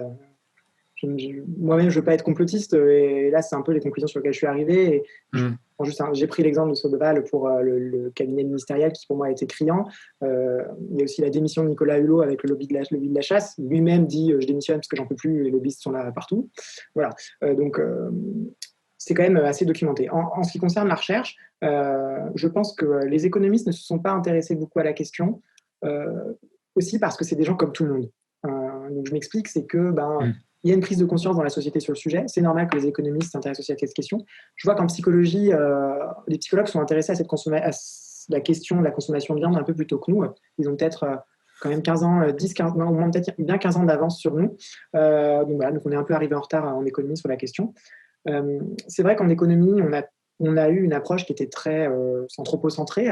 Voilà, ce qui est intéressant, ce qui intéresse avant tout, c'est l'utilité humaine. Je pense qu'il y a quand même un changement de paradigme qui s'est effectué autour de l'environnement. Maintenant, je pense qu'on a conscience qu'il faut protéger l'environnement et lutter contre le réchauffement climatique, pas uniquement autour du prisme humain. Donc, il y a cette approche un peu plus biocentrique qui s'est développée, mais qui n'est pas une approche envers les animaux. En fait, c'est une approche plutôt de défense de l'environnement, avec tout ce qu'ils entendent derrière, un peu de la protection de ce qui existe, ce qui est un peu différent de dire il faut s'intéresser à l'utilité des animaux qui sont aussi des êtres sentients. Mais ça, donc effectivement, aujourd'hui, ça paraît encore récent, mais sur l'alimentation, il y a des chercheurs sur l'alimentation quand même végétale, il y a des chercheurs sur la question de la condition animale, les deux sont quand même très proches. Sur l'alimentation végétale, il y a quand même de plus en plus d'économistes qui travaillent sur cette question. Même à l'INRA, certains un peu à couvert, mais avec l'INRA, les chercheurs s'y intéressent de plus en plus. La question de la nutrition en économie, ça n'a jamais été non plus un domaine phare en économie, pour être sincère. Mais en conditions animales, vraiment, moi, j'ai vu des gens s'y intéresser de plus en plus, ou même sur l'alimentation végétale de plus en plus. C'est-à-dire que il y a 5 ans, j'aurais eu l'impression qu'il y avait 0 personne, et maintenant, il y a peut-être, je connais dans les réseaux, peut-être au moins une vingtaine de chercheurs qui s'y intéressent, même plus, avec ceux que je ne connais pas, etc. En France ou dans le monde? Non, dans le monde. Mais donc, ça commence à prendre. Moi, je vois aussi quand même chez les étudiants, il y a beaucoup d'étudiants en économie qui veulent faire des thèses un peu là-dessus, ou des mémoires, ça prend beaucoup. Et donc ça, c'est un peu à l'image de la société. Et comme à l'image de la société, les économistes, ils sont aussi en dissonance cognitive. Les économistes, ils ont aussi des a priori, etc. Et ce qu'il faut savoir, je pense qu'il faut aussi être un peu humble là-dessus, c'est que on peut développer l'esprit critique sur un sujet et avoir encore des angles morts sur d'autres sujets. Voilà, et donc ça nous arrive à tous, sûrement. Moi, quand je ne parle pas d'alimentation végétale ou des sujets que j'ai abordés, peut-être que je dis des grosses bêtises. Il faut qu'on se rappelle tous ensemble qu'on peut être sujet à ces biais-là. Et donc voilà, donc je pense que les économistes, comme ils étaient un peu comme tout le monde aussi, ils ne sont pas intéressés ou ils ne se sont pas rendus compte. Et c'est vrai qu'ensuite, à ça, mais ce n'est pas que sur les économistes, sur la recherche de manière générale. On sait que les lobbyistes, en fait, ils sont là pour créer le doute. Et c'est un peu retourner l'arme de la science contre elle-même, c'est-à-dire que la science, ça consiste à douter, à remettre en question pour avancer, répliquer, changer le protocole, voir si ça tient toujours, etc. Un peu ce doute cartésien. Et en fait, il y a ces marchands de doute, et dès qu'il y a une brèche, ils s'engouffrent dedans. Et donc ça, les marchands de doute, c'est le nom d'un ouvrage où on sait que ça a été fait avec d'autres industries. Ouais, le tabac, c'est un bon exemple, par exemple. Le tabac, etc. Donc je pense que si j'ai un conseil, c'est oui, il y a toujours des parts d'ombre, etc., des questions qui ne sont toujours pas totalement résolues. Je pense que ce qui est important, c'est de voir où la grosse masse de preuves va. Okay, mais il y aura toujours une spécification économétrique qui fait que le résultat dans ce cas, etc., dans ce sous-échantillon. Voilà, moi j'ai eu des discussions sur Twitter, on me dit oui, mais regarde, si tu retires la moitié de l'échantillon, le résultat ne tient plus. Peut-être qu'avec la moitié moins 1, le résultat refonctionne. Voilà, mais donc en fait, il y aura toujours cette part de doute, et je pense que le processus de revue des pairs, il est aussi là pour s'assurer un peu que c'est le plus raisonnable qui est fait et qui est démontré, quoi. Ok, merci. Je t'en prie. Du coup, je vais passer sur la phase un peu de nerd sur les papiers et les études. Donc, peut-être pour commencer, toi, ton papier ou ton étude dont tu éprouves le plus de satisfaction, soit parce que c'était intéressant à faire, soit parce que tu es fier du résultat, ce serait lequel? Si tu devais recommander un de tes travaux on va bien dire travaux en général pour aller un peu plus loin que juste le papier études. Ouais. Si tu veux recommander un de tes travaux aux gens qui nous écoutent, ce serait lequel? C'est pas faire la promo, mais c'est pour mon bouquin qui sort en janvier. Honnêtement, en fait, je m'étais juré que si j'entrais au CNRS, si j'avais le CNRS, je ferais un livre. Et c'était un peu c'était mon petit pari avec moi. Et puis voilà, j'ai eu le concours du CNRS. J'étais l'homme le plus heureux du monde. Et je me suis dit, OK, maintenant j'ai le temps et il faut que je fasse un livre, mais bon, il fallait que je le fasse, quoi. Et en fait, c'est compliqué parce que chez nous, donc on a des systèmes de classement, de revues, qui donnent un peu comme des points. Et en fait, les livres ne sont pas du tout valorisés là-dedans. Mais à un moment, je me suis dit, bon, moi j'ai envie de faire un livre, ça m'a toujours intéressé, c'est de prendre le temps de la réflexion, de se poser, pas juste être dans la technique sur un papier, mais essayer d'avoir un point de vue un peu plus général. Et donc, c'est ce que j'ai fait. Donc, c'est un livre que j'ai commencé avant le confinement, que j'ai beaucoup avancé et fini pendant le confinement. Ça a été une super expérience intellectuelle pour moi, d'essayer de prendre du recul et d'expliquer aussi et de transmettre à un public qui n'est pas que économiste. Donc voilà, ça c'était un peu, aujourd'hui c'est ma plus grande fierté. Ton livre, du coup, tu n'as pas précisé de quoi il parlait? Donc mon livre s'intitule Comment sauver les animaux, une économie de la condition animale, qui sera édité au PUF, Presse universitaire de France, en janvier 2021. Et donc voilà, donc l'idée du livre, c'est d'avoir à la fois une approche de présenter l'économie, tout en l'appliquant à un sujet d'altruisme, en fait, qui est les animaux. L'idée ici c'est toujours cette même idée, l'idée n'est pas de devenir vegan, mais de comment est-ce qu'on peut aider les animaux, comment est-ce qu'on peut réduire la consommation de viande, donc surtout, en fait, lutter contre l'élevage intensif, etc. Je prends ça comme une vraie aventure intellectuelle sur pourquoi est-ce que l'économie a quelque chose à dire à ce sujet, comment l'économie voit ça. C'est vrai que très souvent on se dit, mais en fait, pourquoi l'économie s'intéresse à la condition animale? En fait, je reviens un petit peu là-dessus. Ensuite, je fais l'état des lieux en France, comment c'est la condition animale, quel est le cadre un peu légal. Je pense qu'il parlerait bien, c'est que j'ai un peu une approche d'altruisme efficace. En fait, si on doit aider certains animaux, qu'est-ce qu'on devrait aider en premier, etc. Ensuite, je reviens un peu sur les freins, sur quels sont les obstacles aujourd'hui à l'amélioration de la condition animale. Donc, bien sûr, il y a la distance cognitive, dont beaucoup de gens connaissent, mais il y a plein d'autres théories possibles, donc je les présente. Je présente quelques preuves pour chacune d'entre elles. Et ensuite, je voulais quelque chose d'un peu appliqué, donc je regarde quelles sont les solutions qui sont aujourd'hui mises en place pour aider les animaux, et je dis, en fait, les solutions qu'on a aujourd'hui, comme voter pour le parti animaliste, mettre des neiges dans les cantines, les nouvelles technologies comme la viande cellulaire ou bien les steaks végétaux, etc. Comment en fait chacun de ces éléments permettent de répondre à des freins différents. Ok, merci. Du coup, c'est pour ton livre. Et donc, un papier... un papier dont je suis content. C'est un peu difficile parce que c'est comme demander à des parents de choisir leur enfant préféré, je pense. Je pense que l'article qui m'a demandé le plus de recul, en fait, c'est l'éléphant dans la pièce dont j'ai parlé. Ouais.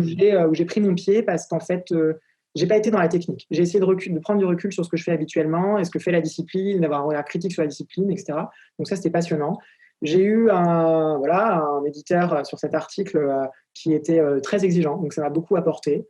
Exigeant dans quel sens? Par rapport aux preuves que tu dois apporter pour soutenir, Ouais. je disais. Tout Ok. à fait. C'est-à-dire que j'ai eu un rapporteur, voilà, je l'ai su ex post, quelqu'un que je connais, enfin un peu distant, voilà, mais que je connais un petit peu, qui est très pro-viande, etc. Et tout. Et du coup, c'était bien d'avoir quelqu'un de challenging en disant, là, il faut justifier, etc. Un peu Mm. les raccourcis qu'on peut avoir d'habitude. Donc ça, c'était bien, c'était très bien. Ouais. Moi, ça m'a vraiment stimulé. Voilà. Après, effectivement, les autres papiers sont des papiers un peu plus techniques. Euh, et je les aime tous à leur manière. Très bien. Donc, toi, tu ne choisirais pas quel enfant tu préfères. Ouais, bah, je t'ai donné ma petite préférence, mais techniquement, ils ont tous été challenging à des niveaux différents. Mm. Euh, Là, les papiers que j'ai en cours sur conditions animales, c'est des papiers qui m'intéressent beaucoup, mais les autres m'ont aussi beaucoup intéressé à leur moment. Et tout à l'heure, je parlais aussi du papier sur les prud'hommes, sur la carte judiciaire. On a eu 2 articles dessus, et moi, j'ai trouvé ça vraiment utile en termes de société, sur assurer un bon maillage territorial en termes d'accès aux services publics de la justice. Donc ça m'a quand même plu. Ok. Bon, du coup, question un peu malicieuse, où je vais mettre à la place de ton superviseur de l'article à défendre dans la pièce. Pour toi, ce serait quoi, du coup, le meilleur argument contre l'idée que tu défends dans ce papier? Donc, de dire que non, les économistes, ils n'ont pas eu toute cette question. Bonne question. Le problème de ce type d'article, c'est que c'est des articles un petit peu de réflexion sur la discipline, donc Ouais. qui sont très prospectifs. Donc, voilà, on n'est pas dans la technique habituelle, il y en a. Je suis content d'avoir les journaux publiés, je suis content d'avoir trouvé un journal qui a apprécié, enfin une revue qui a apprécié ce type de discussion. Voilà. Après, je pense que c'est un bon point de départ. Ensuite, il faut aller dans les données, il faut montrer que ça répond aux critères en économie, qu'on peut répondre aux questions posées avec la technique économique. Voilà. Donc, si tu veux, c'est un peu une promesse, c'est un peu un programme de recherche, une promesse de ce qu'on pourrait faire, et ensuite, ben, il faut le faire. Ouais, du coup, la question s'y prête pas trop. Oui, non, après, bon, en termes de critique, une critique que j'ai eue, donc dedans, par exemple, je parle de la dissonance cognitive. C'est un concept que les économistes connaissaient un petit peu, mais qui n'était pas trop appliqué en économie. Et voilà, où on m'a un peu challengé, on m'a dit, on voit parfois ça, hein, c'est si les gens mangent de la viande, c'est qu'a priori, c'est leur préférence de manger de la viande, et donc pourquoi est-ce qu'il faudrait que l'État intervienne, voilà. Bon, en fait, on est dans un cadre avec des externalités, etc. Mais c'est plutôt des points de détail où on m'a challengé. Ouais, donc je peux pas. Sa force et sa faiblesse, c'est que c'est un article de discussion. Ouais, je vois. Alors après, pour peut-être te répondre sur le deuxième article que j'ai mentionné, l'article sur la carte judiciaire, c'est ces articles un petit peu techniques où, en fait, le gouvernement a donc décidé de retirer à peu près un quart des conseils de prud'homme en 2008, quand c'était Mme Rachida Dati qui était la garde des Sceaux. Et donc, typiquement, sur ce genre d'études, l'enjeu, c'est on veut voir l'impact que ça a sur le marché du travail, mais a priori, le gouvernement a retiré les conseils de prud'homme là où le marché du travail, enfin, où il n'y avait pas forcément besoin de ce conseil de prud'homme, où le marché du travail avait des caractéristiques particulières. Donc là, il y a toute une technique économétrique pour essayer de contrôler pour ça, et ça, bien sûr, ça reste toujours attaquable, parce que comme toute technique statistique, il y a des hypothèses. Ok. Voilà. Merci. Du coup, ça, je vais bien te demander ton papier préféré, pas le tien, mais juste un papier que tu as beaucoup apprécié ou qui a un peu, qui a un peu changé ta vision sur un sujet important ou qui t'a beaucoup apporté. Alors, mon papier préféré, c'est pas un papier le site suivant, mais bon, si les gens qui nous écoutent veulent aller voir, c'est les travaux de Peter Leeson, qui est donc prof et qui a écrit. Il s'intéresse beaucoup à l'histoire des organisations, etc. Et il a publié une série de papiers sur les pirates, Les pirates, ok. ouais, Caraïbes ou vers les Indes, etc. Dont une dans la meilleure revue mondiale en économie, Journal of Political Economy. C'est fou, c'est un papier, c'est juste on lit ça comme on lirait un roman, et voilà, c'est la meilleure revue économique mondiale. Et en fait, c'est très intéressant, il s'intéresse à la structure hiérarchique sur les bateaux de pirates, voilà, mais aussi comment les pirates recrutaient des pirates à partir de marines commerciales, etc. Et donc, il a une série de travaux qui est vraiment génial parce que il utilise des concepts économiques appliqués à cette question-là, auxquels on ne s'attend pas du tout. Donc, typiquement, voilà, les pirates, c'était des bateaux qui, c'était un peu c'est des systèmes, on va dire, très décentralisés, un peu anarchistes, je dirais, où le capitaine, il y avait quand même besoin d'un capitaine parce qu'il avait besoin de prendre des décisions très vite quand on était dans des situations de danger. Donc lui, il explique comment. Donc dans la flotte commerciale, il y avait un capitaine qui était nommé, qui était en charge du bateau. Il y avait des relations hiérarchiques très fortes. Sur les systèmes des pirates, au contraire, c'était plutôt l'équipage qui en fait choisissait, qui votait pour son capitaine. Et il y avait, bien sûr, il fallait s'assurer que le capitaine ne devienne pas un tyran. Donc ensuite, il y avait des systèmes qu'on appelle de checks and balances, de contre-pouvoir. Donc ça, c'est super intéressant. Et puis donc, il y a une série de papiers. Il a des papiers sur les systèmes de recrutement en fait de pirates. Donc en fait, certains marins dans la flotte commerciale étaient intéressés pour passer chez les pirates. Mais bien sûr, ce qu'a fait le système anglais, c'était ils ont changé les lois et puis les déserteurs, en fait, on se retournait contre leur famille. Du coup, il fallait faire comprendre aux pirates qu'on voulait les rejoindre. Les pirates faisaient une attaque un peu simulée pendant laquelle ils capturaient l'individu qui voulait les rejoindre. Et lui, il faisait semblant de se débattre voilà, pour ensuite les rejoindre. Du coup, il ne pouvait pas être inquiété en Angleterre en disant qu'il avait été fait prisonnier, mais du coup, il avait rejoint les pirates, etc. Et pour moi, je crois que ça fait partie de mes articles préférés. Ouais. Mais je sais pas si tu as vu, mais il y a un youtubeur sur américain qui s'appelle CGP Grey qui a fait des vidéos exactement sur ces sujets-là, de quand les pirates recrutaient, etc., et l'organisation hiérarchique chez les pirates. Et faudrait voir, mais peut-être que du coup, ça a inspiré ces papiers-là. Tu connais ou pas cette vidéo? Non, je ne connais pas. Je sais que pour Peter Lysan, c'est vraiment un axe de recherche qui date un petit peu, mais il me semble déjà des années 90, mais il faudrait vérifier. Mais non, enfin, peut-être que les deux s'intéressent. Je revérifierai et on essaiera de mettre les papiers en commentaire pour les gens. Après, il a fait plein de trucs super. La dernière fois que je lui ai présenté, c'était sur les modes de preuve, les méthodes de preuve. Un peu, c'était pas l'Inquisition, mais c'était par l'Église en France sur un peu les accusations de sorcellerie, etc. Enfin, des trucs un peu comme ça, très intéressants, que moi j'aime beaucoup. Ouais. Ok. Et du coup, dernière question de nerd sur des papiers. Ce serait quoi pour toi un paper ou un papier, enfin bref, une étude dont tu estimerais qu'elle devrait être plus connue? Donc vraiment en termes d'intérêt public. Je pense que, alors c'est pas en économie, je dirais que c'est le rapport 2019 du Lancet, la commission. Ok. Je ne parle pas de nutrition, mais pour moi, c'est vraiment flagrant. Donc, ils ont, je crois, plus de 35 chercheurs qui ont participé. Et l'idée, c'était, bon, est-ce qu'on peut aujourd'hui avoir quel est le niveau de consensus sur l'alimentation humaine qui soit respectueuse de l'environnement et qui soit saine? Et voilà, pour moi, c'est vraiment le point de départ parce que voilà, il y a des études qui disent plutôt alimentation végétalienne. Comme je dis, il y a toujours d'incertitudes. Il y a plutôt des études qui disent alimentation peut-être plutôt méditerranéenne, donc avec une partie importante végétale, mais quand même, par exemple, un peu de poisson, etc. Ou des œufs. Et en fait, donc, pour moi, c'était hyper intéressant. Ils sont plus de 30, ils sont réunis, ils ont fait un rapport conséquent. Et pour moi, c'est un peu le niveau du consensus aujourd'hui. Et ça mérite d'être lu parce qu'en fait, on apprend plein de choses dedans. On apprend, et pour moi, deux enseignements importants, c'est que, l'alimentation végétalienne, elle rentre dedans. C'est-à-dire qu'à chaque fois qu'il y a des recommandations, il y a des minimums et des maximums, et voilà, des niveaux intermédiaires. Et en fait, on a toujours des zéros possibles dans les protéines animales, donc ça montre que l'alimentation végétalienne est possible. Voilà, je ne dis pas que c'est l'unique, pour eux, ils ne disent pas que c'est l'unique manière d'avoir une alimentation saine, hein, ils disent que ça rentre dans les alimentations saines, mais quand on regarde les autres recommandations, en fait, ils nous recommandent de réduire autant que possible la viande rouge et la viande rouge transformée. Donc je crois que le maximum, c'est 14 grammes par jour, mais donc ils disent entre 0 et 14 grammes maximum, mais 14 grammes par jour, ça veut dire qu'en 10 jours, ça fait un steak, quoi.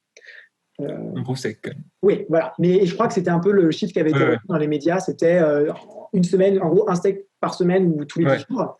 Voilà, donc en fait, la recommandation, si on prend la fourchette haute, les 14%, on arrive à ça.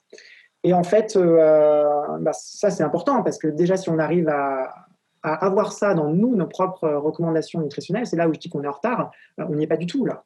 Donc après, voilà, c'est bien aussi parce qu'ils disent, là, ils donnent aussi des recommandations pour la viande blanche, pour le poisson, etc., qui restent quand même des quantités plus faibles que ce qu'on mange aujourd'hui, bien plus faibles. Donc, je pense que là, il y a un consensus international qu'on voit au travers de cette étude qui mériterait vraiment d'être appliqué en France. Donc, c'est un rapport que je conseille, même si c'est juste pour regarder les tableaux de résultats, c'est hyper intéressant. Ok. Du coup, la transition est toute trouvée pour parler du groupe de travail dans lequel tu es, qui s'appelle Alimentation végétale et conditions animales. Est-ce que tu peux nous expliquer un peu ce que c'est et en quoi il consiste tes activités? Alors en fait, c'est l'axe de travail le groupe de travail en fait que j'ai formé pour mes travaux et pour mon ANR. Donc mon ANR, on dit ANR, c'est quand on a un financement de l'Agence nationale pour la recherche. Donc c'est quoi? Il y a 2 ans, j'ai présenté un projet de l'Agence nationale pour la recherche sur donc sur ce sujet-là, alimentation végétale, conditions animales, donc avec une approche pour développer une approche économique. Donc j'ai été retenu et j'ai reçu un financement du ministère de l'enseignement supérieur pour ça. Et donc c'était un peu pour structurer. Donc c'est un peu les co-auteurs avec qui je travaille. Donc entre autres, il y a Nicolas Trèche, il y a d'autres personnes avec qui je vais travailler, etc. Il y en a d'autres qui sont pas dessus. Il y a Stoop avec qui je travaille aux Pays-Bas et Anis Nassar en Suisse. Voilà, donc c'était un peu pour structurer. Et donc il y a 3 grands axes sur lesquels je me suis engagé de travailler. Le premier, c'est comprendre les choix alimentaires, parce que l'objectif, il est simple, il est affiché, c'est on part du constat qu'il faut réduire la consommation de viande. Donc moi, je suis pas dans cette discussion un peu en sciences naturelles sur est-ce qu'il faut réduire ou pas. Moi, je pars du principe, est-ce qu'il faut arrêter la viande ou pas. Je pars du principe qu'il faut réduire, vu les publications internationales ces dernières années, il faut réduire, et quels sont les mécanismes que nous, économistes, on va pouvoir mettre en place. C'est-à-dire que le job des économistes, c'est d'arriver, de dire voici les recommandations en sciences naturelles, comment est-ce qu'on peut transformer ça en politique publique. C'est une des manières de voir le job des économistes. Donc pour ça, il faut comprendre les choix alimentaires. Donc aujourd'hui, qui s'intéresse à l'alimentation végétale? Quelles sont les raisons qu'on consomme davantage végétal? Quels sont au contraire les arguments qu'on évoque quand on justifie la consommation de viande? On a parlé plusieurs fois de dissonance cognitive, mais est-ce que les gens sont vraiment dans la dissonance cognitive, ou est-ce que en fait, ils sont juste mal informés, parce qu'on peut totalement sous-estimer ça. Peut-être qu'ils ne connaissent pas les études que je mentionne, peut-être que voilà, s'ils se réfèrent seulement à l'ANSES, l'ANSES a des recommandations qui ne sont pas à jour, nutritionnelles, tout ça. Au contraire, est-ce que ces gens-là, en fait, ils refusent d'être informés? Donc ça, c'est important de comprendre en fait qu'est-ce qui influence leur choix alimentaire. Une fois qu'on a compris et identifié un petit peu ces verrous-là, le deuxième objectif, c'est d'essayer de végétaliser les alimentations. Donc, comment est-ce qu'on fait pour lever ces verrous? Est-ce qu'on fait des campagnes d'information? Si oui, quels sont les aliments qui vont être efficaces, lesquels ne sont pas efficaces? Est-ce qu'on peut mettre en place des nudges? Est-ce qu'il faudrait, comme certains proposent, taxer la viande? Pourquoi taxer la viande? En fait, tout simplement parce que pour représenter son coût environnemental, taxer la viande autrement pour son coût en termes de santé, pour la viande rouge. Voilà, est-ce que ça, c'est un outil qui serait accepté? Est-ce qu'il serait efficace? Donc ça, c'est un peu ces questions-là. Quelles politiques publiques peuvent être efficaces? Et enfin, le dernier, moi, ce qui m'intéressait quand même, c'était d'analyser l'émergence d'un souci pour le bien-être animal qui aujourd'hui, vraiment m'interpelle beaucoup, très présent, et surtout, je le trouve très transpartisan. Donc ça, c'est assez intéressant, c'est assez unique.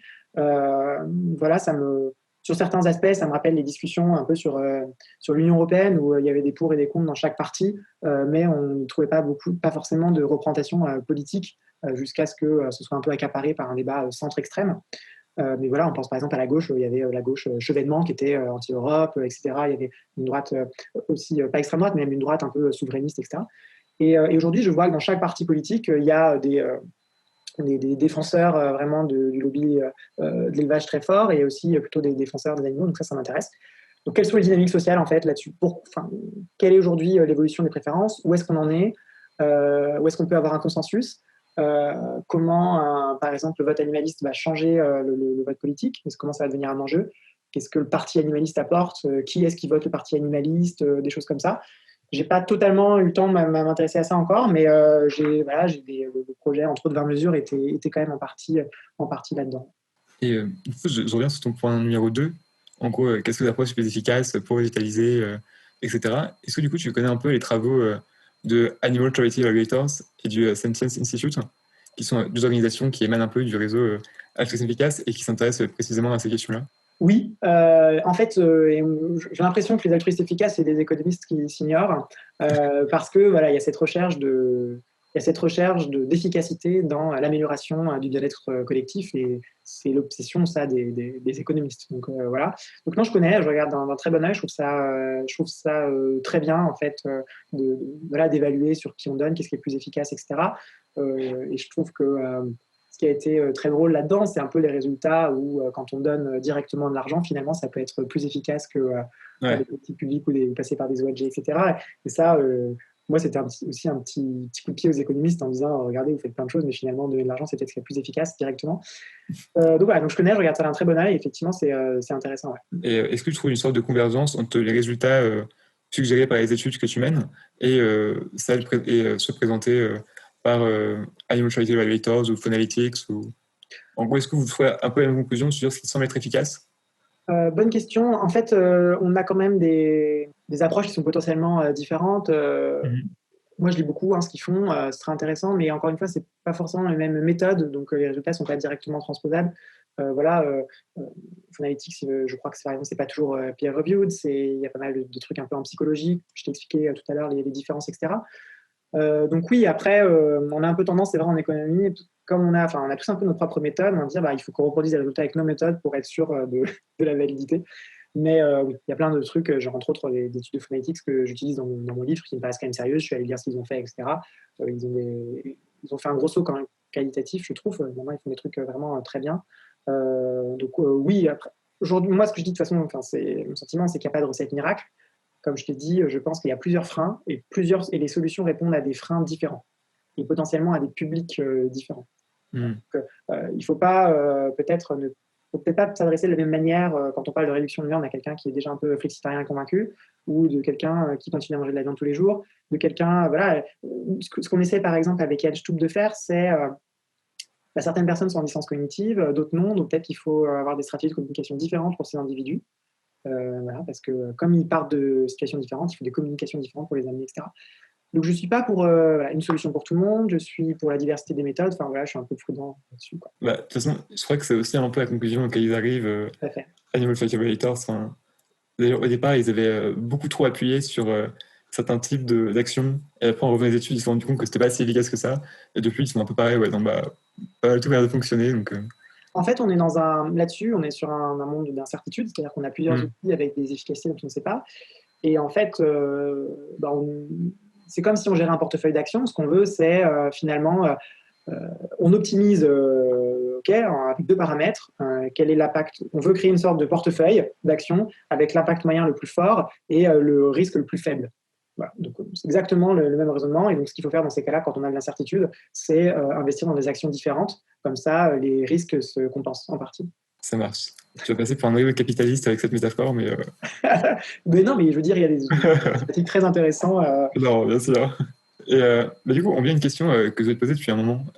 Est-ce que toi, de par le sujet qui t'intéresse, j'en conclus que tu as au moins des convictions personnelles assez fortes en faveur du végétarisme, du fait qu'il fasse faire moins mal aux animaux et que voilà, c'est pas pour l'environnement, etc. Et comment tu concilies tes convictions personnelles avec ta recherche et comment tu fais pour limiter tes biais potentiels? Bonne question. En fait, je pense que déjà, il faut accepter qu'on a tous des convictions personnelles. Ça, c'est évident, qu'on est tous biaisés, qu'on arrive tous avec notre expérience, etc. Et donc ça façonne les questions de recherche auxquelles on s'intéresse, potentiellement les hypothèses qu'on veut tester, etc. Donc ça, je pense qu'il faut le reconnaître. Voilà, je pense pas être trop en marge avec la société dans un peu l'agenda de recherche. Je pense que les Français, on le sait, sont très majoritairement contre l'élevage intensif. Donc, quand je cherche à savoir comment diminuer l'élevage intensif, là-dessus, je suis assez raccord. Mais bon, on peut dire que 95% de la population pense quelque chose, mais peut-être que 95% de la population est biaisée ou l'autre, etc.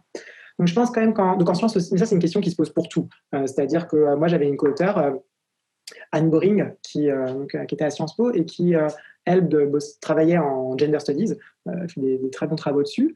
Et voilà, et on lui a dit, mais tu es une femme, potentiellement, tu as un conflit d'intérêts, etc. Et elle m'avait beaucoup éclairé sur le sujet. Elle m'avait dit, écoute, quand tu es une femme, si c'est pas toi qui t'en occupe, il ne faut pas attendre les hommes pour bosser sur l'inégalité homme-femme, parce que en fait, ce serait pas arrivé si les femmes s'étaient pas mises sur le sujet.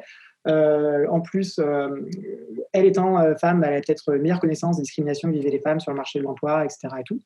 Et donc, c'est vrai qu'on en parlait. Et puis, elle m'a dit, si c'est pas les gens qui ont un peu cette fibre sur l'alimentation végétale qui bossent sur le sujet, en fait, personne ne viendra bosser dessus. Ouais. C'est vrai. Sauf potentiellement les gens qui ont un intérêt financier, etc. Donc je pense qu'il y a des garde-fous. Enfin, ce que je dis, c'est pas nouveau sur le rôle du chercheur. Je veux dire, en sociologie, ça a été largement discuté. Il faut savoir d'où on vient, il faut exposer potentiellement ses biais. Alors, après, il y a des garde-fous. Déjà, c'est vrai, je m'intéresse au fait qu'il y ait moins de mortalité en France, je m'intéresse au fait de lutter contre le changement climatique et je m'intéresse au fait de réduire l'élevage intensif en France. Ça, c'est vrai, et donc c'est des biais, mais je pense que si on demande ça, il y a peut-être 95% des chercheurs qui vont partager ces mêmes biais. Moi, j'espère qu'ils veulent aussi réduire la mortalité. Donc les garde-fous, c'est moi j'ai fait attention jusqu'à aujourd'hui à ne pas jamais toucher de l'argent de la part d'entreprises de l'agroalimentaire, à titre personnel, mais aussi dans mes recherches. Je ne dis pas que je le ferai jamais dans mes recherches parce que en France quand même, on souffre énormément de manque de financement. Parce qu'aujourd'hui, j'en ai jamais eu besoin, etc. Donc je suis content et j'espère ne pas en avoir besoin. Donc ça, c'est important. Après, au contraire, il y a beaucoup d'études qui sont financées par l'industrie de la viande. Mais de manière générale, je trouve ça toujours un peu plus surprenant qu'on critique plus les personnes qui sont contre l'élevage intensif que les personnes qui sont financées par l'industrie de la viande. Même admettant qu'il y ait le lobby végétal, c'est quand même des dizaines, des centaines de fois moins puissant que celui Bien sûr. de la viande, en termes de... Mais c'est-à-dire qu'il y a des enseignants-chercheurs en France, je ne citerai pas le nom, qui se décrivent comme consultants dans l'agroalimentaire, que j'ai interpellé sur Twitter, et je dis, mais moi, ma déclaration d'intérêt, elle est là, j'ai touché de l'argent de personnes dans l'agroalimentaire, et vous? Et étonnamment, j'ai jamais eu de réponse sur ces questions-là. Oh, c'est vraiment étonnant. Donc pour moi, c'est le premier garde-fou. Le deuxième garde-fou, c'est quand même on est dans un processus de tout ce qui est publié en fait et contrôlé par les pairs, donc avec des personnes qui sont là. Donc il y a des éditeurs qui font attention à ce que dans leur revue on ne dise pas n'importe quoi, parce que c'est quand même leur réputation de la revue. Donc on a des rapporteurs. Bon bah voilà, aujourd'hui on est dans une situation où, comme je te disais, en économie, c'est encore difficile à faire prendre conscience qu'il faut réduire la consommation de viande. Donc on a des rapporteurs qui ne sont pas nécessairement bien disposés non plus là-dessus, donc c'est challenging. Mais l'avantage quand même, c'est que moi, des rapports que j'ai, c'est que plutôt les gens sont honnêtes. Les gens sont honnêtes, voilà, il y a des chiffres, il y a des études, ils vont les lire et il y a un vrai débat. Il y a beaucoup moins de malhonnêteté intellectuelle qu'on peut en avoir dans le débat public, ça c'est évident, et donc c'est assez agréable en fait quand même de venir là-dessus. Donc voilà, donc il y a des gens qui sont là pour checker que je ne dis pas de bêtises non plus. Là, donc, par exemple, sur les papiers que j'ai en cours, les éditeurs maintenant demandent de plus en plus en fait, à ce qu'on publie les données. Donc, les données seront accessibles. Donc, il faut fournir les données originales. Tout le monde peut reconstruire avec tout ce qu'on dit. Dans notre expérience, par exemple, avec Nicolas Trèche, ce qu'on a fait, c'est qu'on a aussi préenregistré notre expérience avant de collecter les données. On a dit voilà ce qu'on va faire, voilà les variables qu'on va analyser de telle et telle manière. Donc, ça, c'est pour s'engager publiquement. Les études aussi, en économie, on dit beaucoup en économie en tech, elles sont réplicables, c'est-à-dire que tout le monde peut refaire la même étude n'importe où et voir si on trouve les mêmes résultats. Du coup, vos données sont accessibles par tout le monde et n'importe qui en Les données, maintenant de plus en plus, ouais. Donc là, sur les papiers, donc là, par exemple, je suis en train de finir une révision pour papier avec Nicolas, j'ai dû préparer les données sont disponibles, etc. Donc ça, c'est important, en plus, c'est un peu la science ouverte. Donc voilà, en fait, la question fondamentale qu'il y a derrière tout ça, c'est la question de la falsifiabilité en sciences. Et donc, à partir du moment où quelqu'un peut essayer de reproduire l'expérience que je décris, reprendre les données, voilà, quand je vais travailler sur les votes du Parti animaliste, ces données sont accessibles par tout le monde pourra refaire ses études. Et en fait, c'est ça qu'il faut. C'est-à-dire que le débat scientifique, c'est reproduire, c'est discuter, c'est montrer les limites. Et donc, on a des discussions soit par article interposé, soit avec les rapporteurs. Et on fait aussi attention à ne pas dire de bêtises parce qu'une crédibilité, on n'en a qu'une. Ok. Ouais, en tant que chercheur, du coup, tu travailles publiquement, tu n'écris pas de pseudo, etc. Donc forcément, tu as vraiment une initiative très forte à produire des travaux de qualité pour pas qu'après... c'est vrai, et en plus, si tu veux, moi je suis un peu moins sensible au biais parce que, comme je dis, mon programme de recherche, je suis parti que j'ai présenté à l'ANR, c'est regarder quand même, aujourd'hui il faut diminuer la consommation de viande. Et moi, je travaille sur le comment diminuer cette consommation de viande. Et je pense que les risques sont beaucoup moins forts. C'est-à-dire que moi, j'ai aucun intérêt à présenter à dire cette technique est hyper efficace alors qu'en fait, elle ne l'est pas. Enfin, là, j'ai vraiment aucun biais dans mes papiers. Mais je pense que tout ça, en fait, donc, vu comment on se fait attaquer quand on travaille sur l'alimentation végétale, on fait vraiment attention à tout ça. Mais je pense que les biais communs à tous les chercheurs sont peut-être encore plus forts. Et les biens communs à tous les chercheurs, c'est plutôt le p-hacking, donc essayer d'avoir des résultats significatifs, ou voilà, tous ces trucs-là, un peu de promotion de carrière, ou bien publier, cette pression à bien publier. Je pense que là, on a des biais qui sont très forts et qui sont plus forts même que les biais potentiels idéologiques.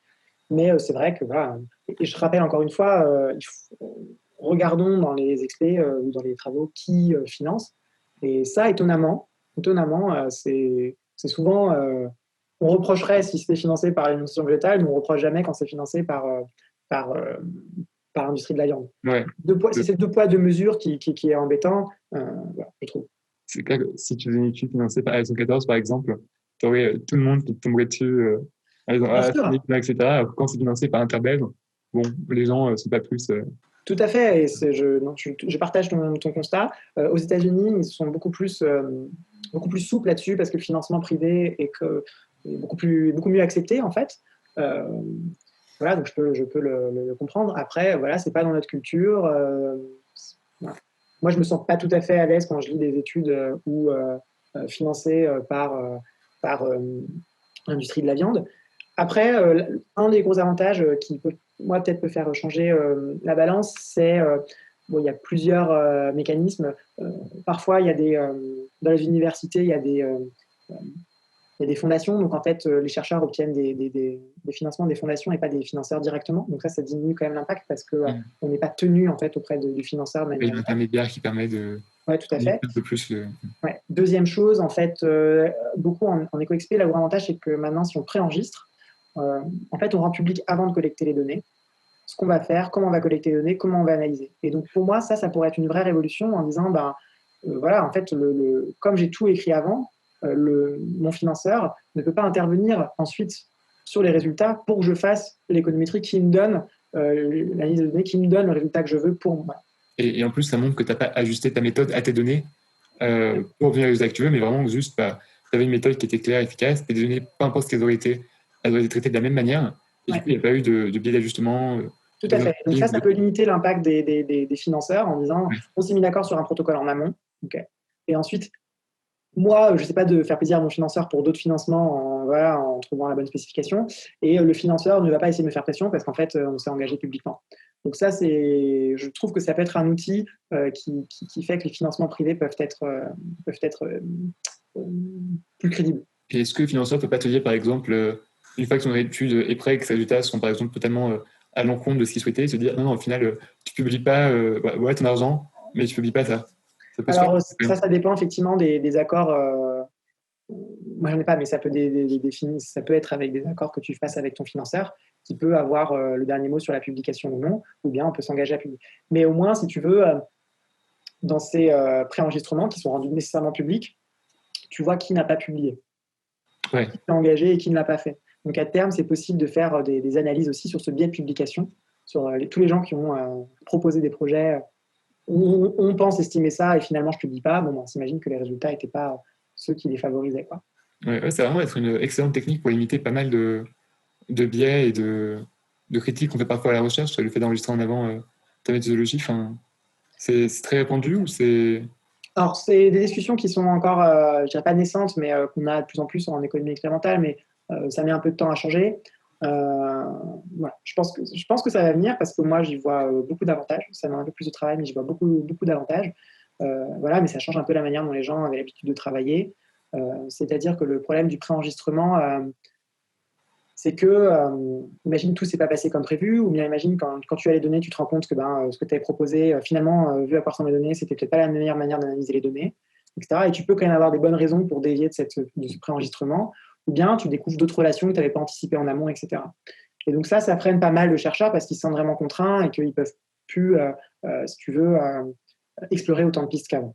Après, je pense que ça nous réapprend à écrire des papiers, ça savoir à distinguer ce qu'on a prédit de ce qu'on dit a posteriori, donc prédiction ou post-diction. Et voilà, ça, les économistes ne sont pas encore habitués. Je pense qu'en psychologie, ils le sont plus que nous. Moi, j'essaie de convaincre les collègues qu'on peut faire ça, on peut dire des choses très intéressantes, mais juste distinguer ce qu'il y avait dans le préenregistrement, expliquer éventuellement pourquoi on a dévié, etc. Et puis, si on dévie, on peut montrer les résultats quand on respectait le protocole versus quand on dévie, etc. Je pense qu'il y a une zone de libre, en fait, où on peut dire raisonnablement pourquoi on s'est écarté ou pas du préenregistrement. Et dans ce cas-là, il faut le signaler, expliquer pourquoi et présenter les résultats alternatifs. Je pense que c'est important. Après, ce n'est pas la manière dont on construit aujourd'hui les papiers en économie, donc ça prend du temps. La science, c'est quelque chose de très conservateur, au sens où on reproduit un peu les normes qui sont déjà établies, donc ça va venir, mais ça va prendre du temps. Hein. Ok. Du coup, il y a peut-être parmi les gens qui écouteront ce podcast, soit des chercheurs en début de carrière, soit des futurs chercheurs, des gens qui aimeraient se diriger vers la recherche. Et du coup, qu'est-ce que tu conseillerais, quelles sont selon toi les qualités pour être un bon chercheur ou une bonne chercheuse? Alors, on se découvre aussi beaucoup pendant la thèse. Je crois que c'est très difficile de se projeter avant. Okay. Bon, l'autonomie, ça serait quelque chose qui serait important, mais ça se cultive pas trop. C'est un peu quelque chose qu'on a ou qu'on n'a pas.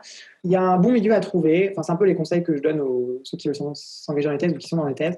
Il y a un bon milieu à trouver entre être exigeant avec soi-même et être bienveillant avec soi-même. Et il faut essayer de pousser dans les deux directions en même temps. Être exigeant, c'est-à-dire il faut toujours être son propre juge, mais son pire juge. Voilà, essayer toujours d'améliorer, pas se dire ah oui, je pourrais faire ça, ce serait bien, mais je ne le fais pas. Essayer toujours de le faire, essayer de construire, essayer d'améliorer tout le temps. En fait, c'est en se poussant un peu à chaque fois au bout qu'on progresse. Ça ne va pas être juste en faisant ce qui nous paraît bien, alors qu'on sait ce qui nous paraîtrait excellent. Il faut toujours viser l'excellence, donc c'est là où je parle d'être exigeant. Mais en même temps, il faut être bienveillant avec soi-même. C'est OK de faire des erreurs, c'est OK d'avoir des échecs. Il faut un peu être chercheur, c'est aussi être un peu entrepreneur. Et il faut savoir qu'on lance 10 projets, qu'il n'y en a qu'un seul qui réussit, et que ça, c'est pas grave, et qu'en fait, c'est comme ça que ça fonctionne. Donc, on voit toujours ceux qui ont réussi, mais oui, ils ont réussi, mais ils ont eu aussi plein d'échecs, etc. Donc, voilà, donc exigeant, tout en étant bienveillant, ce qui est un peu compliqué. Être persistant, tu vois, malgré les échecs, ça, c'est quelque chose vraiment... un boulot de chercheur, c'est l'endurance. Donc, il faut vraiment être prêt pour ça. Je pense qu'il faut être humble aussi, parce qu'en fait... je vois beaucoup de personnes qui ne produisent pas ou plus, mais qui critiquent beaucoup les travaux des autres. Et comme j'aime bien l'expression, la critique est aisée, mais l'art est difficile. Et en fait, c'est beaucoup plus difficile de faire un papier que de critiquer. Moi, je vois des gens qui publient pas mal, en fait, ils se rendent compte des difficultés que c'est, et du coup, on ne fait plus les mêmes critiques. Voilà. Donc ça, c'est aussi important. Finalement, se rendre compte, c'est beaucoup plus facile de critiquer un travail ex post que de réaliser. Donc ça, c'est un peu d'humilité. Et voilà. Et moi, quelque chose sur lequel je suis arrivé assez tardivement, finalement, que j'avais un peu perdu de vue, c'est réfléchir à ce qu'on fait, pourquoi on le fait, pourquoi c'est important. Voilà. Et moi, je pense qu'il faut travailler la technique, hein, c'est quelque chose d'important, surtout en économie, l'analyse de données, etc. Mais il n'y a pas que ça. Il y a le pourquoi on fait ça, est-ce que ça va être utile à la société, est-ce que ça répond aussi à mes aspirations de faire un monde meilleur. Voilà. C'est noté. J'espère que ça pourra aider des gens si ce podcast dépasse les 30 écoutes. J'ai encore 2 questions et après je laisse tranquille. Ok. Dont, une double question. Donc la première question, donc, je vais en mélanger plusieurs que j'avais en tête que je vais te poser. C'est d'une part, donc, tu as récemment dirigé le projet 20 mesures pour les animaux, qui essaie un peu de mettre en avant, si j'explique, mais je pourrais corriger mon explication, des méthodes et des politiques publiques qui soient à la fois efficaces et réalisables dans la mesure où elles ont un soutien de la population qui est prêt à payer pour les mettre en place. Donc ce projet me fait un peu penser à l'altruisme efficace, dont on a un peu parlé de manière sous-jacente au cours de notre discussion. Du coup, ma première question, c'est est-ce que tu connais un peu l'altruisme efficace? Est-ce que ça t'a un peu influencé ou est-ce que juste il s'avère que vous avez des méthodes et des objectifs un peu convergents? Et du coup, si c'est pas lié à l'altruisme efficace, qu'est-ce qui est la philosophie un peu derrière ce projet-là? Et une autre question qui va un peu avec, c'est avec du coup ce que tu as pu trouver au tes recherches, quelles sont selon toi les manières les plus efficaces de végétaliser l'alimentation? Sur le projet, donc 20 mesures pour les animaux, donc c'est un projet qu'on a mené pendant l'année scolaire 2019-2018 avec les étudiants de Sciences Po, Paris, mais sur le campus de Nancy. C'était un projet bénévole de leur part. Donc l'idée n'était pas vraiment au début l'altruisme efficace, c'est-à-dire que l'altruisme efficace consisterait à regarder quelles sont les politiques à moindre coût avec l'impact le plus grand. Ça, ce serait vraiment un altruisme efficace. Ici, on était un peu différent. La philosophie première, c'était de trouver des solutions qui sont consensuelles et qui sont économiquement soutenables. Donc, où il y a une petite différence, économiquement soutenable, je ne te dis pas... pour nous, économiquement soutenable, c'est dès que la population est prête à payer plus que ce que ça coûte, voilà, dans ce cas-là, il faudrait mettre en place ces politiques publiques. Donc, voilà. L'altruisme efficace, ça consisterait vraiment à dire il y a un ranking de la solution qui a le meilleur impact pour voilà, pour le ratio impact sur coût. Où la limite, c'est que c'est toujours très difficile en termes de conditions animales de mesurer l'impact, parce qu'il faudrait mesurer le gain d'utilité, et le gain d'utilité avec les humains, on arrive après à l'approximer avec de l'argent. Pour les animaux, on n'y arrive pas. Donc ça aurait été très, très difficile pour moi d'avoir une approche altruisme efficace là-dessus. Donc l'idée première, c'était plutôt de dire quelles sont les solutions aujourd'hui qui peuvent être consensuelles dans la société pour améliorer la condition animale. Essayons de dépasser le débat antispéciste versus viandard, parce qu'en fait, il y a peut-être 80% de la population qui est entre les deux, qui veut manger de la viande, mais qui veut en manger moins, qui veut manger de la viande, mais peut-être dans des meilleures conditions pour les animaux, etc. Et finalement, sortir de cette dichotomie pour ce débat très polarisé, pour avoir un consensus de société. Donc, les étudiants ont bossé là-dessus. On a retenu les propositions qui nous paraissaient consensuelles. Et finalement, pas mal de ces mesures se sont retrouvées à l'art des projets, hein, finalement rentrant dans le référendum pour les animaux. Et on voit qu'avec les sondages, que c'est des solutions qui sont très prisées. Et voilà, et donc ce qui était important pour moi, c'était aussi de mesurer la volonté à payer des Français sur ces sujets-là, qui est un élément de politique publique important, voilà, pour tout ce qui est, même pas mesure d'impact, mais savoir, voilà, est-ce que les gens seraient prêts à financer un pot pour ça. Et en fait, il y a des mesures où on dit tout le temps, elles coûtent très cher, ou bien ce serait pas populaire, etc. On se rend compte que les gens sont prêts à payer pour. Donc, même des mesures qui peuvent paraître coûteuses, comme stérilisons tous les chats errants, voilà, c'est mauvais pour la biodiversité, c'est mauvais pour les chats eux-mêmes, etc. En fait, les gens ils sont prêts à payer pour ça. Donc, vraiment, sur l'étendue de toutes les mesures qu'on a testées, la volonté à payer était supérieure au coût qu'on avait estimé. Mais, du coup, j'ai une question parce que là, la volonté à payer, elle peut être vraie pour une mesure, mais est-ce que du coup, mis bout à bout, le coût que ça représenterait si on mettait en place toutes ces mesures, il y a toujours une volonté à payer malgré le coût que ça peut représenter. Enfin, si on prend juste une mesure isolée par rapport aux autres, peut-être que le coût paraît pas si impressionnant, mais si on mettait ensemble, si on agrégeait toutes ces mesures, est-ce que les gens seraient toujours prêts à payer pour obtenir tous ces bénéfices, par exemple? Alors non, ils seraient prêts à payer moins pour plusieurs raisons. En économie, typiquement, on parlera d'utilité marginale décroissante. Donc, j'ai de l'utilité pour aider les animaux, mais l'utilité d'un seul projet, ça a beaucoup d'utilité. Un deuxième projet, un peu moins. Un troisième projet, un peu moins, etc. Donc, déjà, ça va diminuer.